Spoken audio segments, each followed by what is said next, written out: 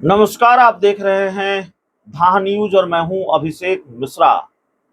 देखिए, आज जो चुनाव का प्रचार का शोर है वो थम जाएगा और समझिए कि लोकसभा चुनाव बस अब खत्म है। लोकतंत्र का महापर्व अब समाप्त होने को है, अपने समाप्ति के दौर में है। 1 जून को आखिरी चरण की वोटिंग होनी है और बिहार में भी 8 लोकसभा सीटों पर वोटिंग होनी है।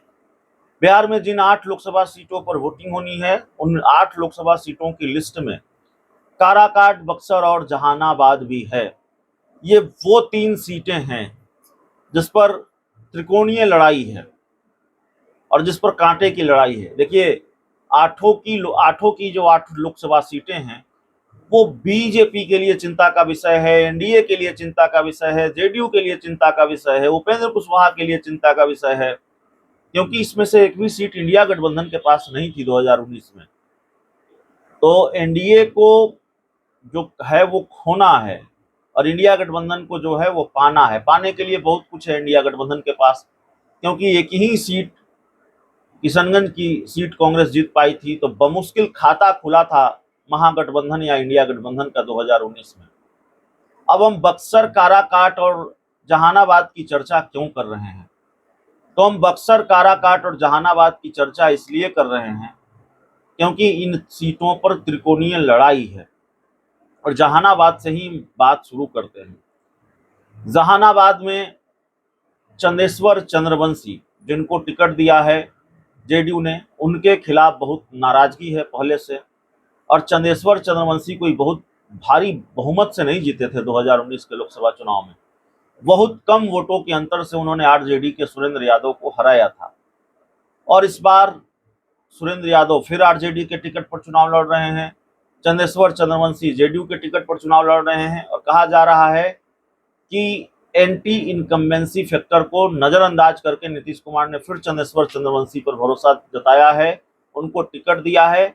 और नीतीश कुमार का ये दाव इस बार भारी पड़ सकता है, जेडीयू वो सीट गंवा सकती है। और इस बार फिर आरजेडी के सुरेंद्र यादव चंदेश्वर चंद्रवंशी के सामने हैं।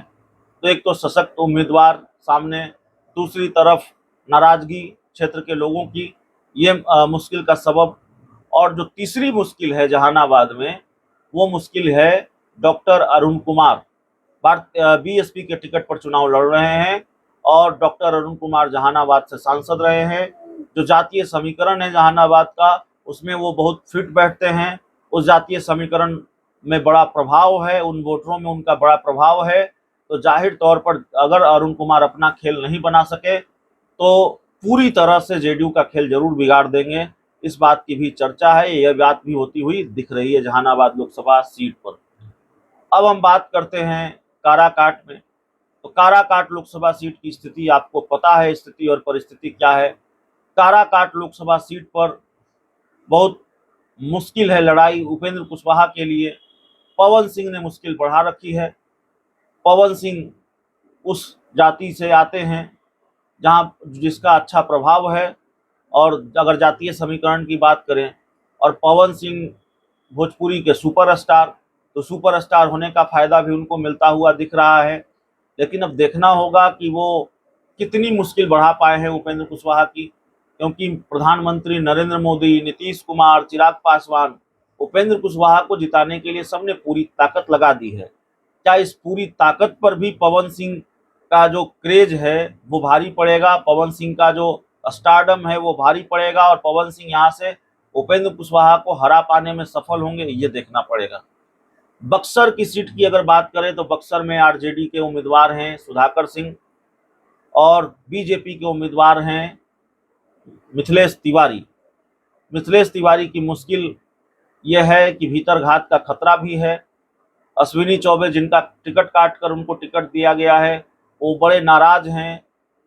वो साजिश रचने का आरोप भी लगा रहे हैं और तमाम तरह की बातें कर रहे हैं। तो क्या अश्विनी चौबे कोई खेल करेंगे, भीतरघात करेंगे? यह भी सवाल है। बाहरी उम्मीदवार का मुद्दा भी बक्सर में हावी रहा है, यह भी दिक्कत है। और पूर्व आईपीएस आनंद मिश्रा भी बीजेपी की मुश्किल बने हुए हैं। और पूर्व आईपीएस आनंद मिश्रा निर्दलीय चुनाव लड़ रहे हैं, जिसका सीधा नुकसान बीजेपी को होता हुआ बक्सर में दिख रहा है। तो ये वो समस्याएं हैं इन 3 सीटों पर, जहां त्रिकोणीय लड़ाई में एनडीए के उम्मीदवारों को काफ़ी मुश्किल हो रही है और एक तरह से ऐसा लगता है कि कहीं सीटें छिटक ना जाए एनडीए के कोटे से, इसका खतरा भी नज़र आ रहा है।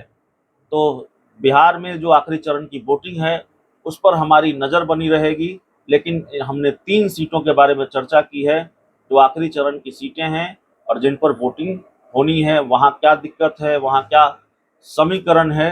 और सबसे दिलचस्प बात कि जो त्रिकोणीय लड़ाई है, उस त्रिकोणीय लड़ाई में या उस त्रिकोणीय लड़ाई की वजह से किसको नुकसान होता हुआ दिख रहा है और उस त्रिकोणीय लड़ाई में किसका पलड़ा भारी है। बहुत बहुत धन्यवाद।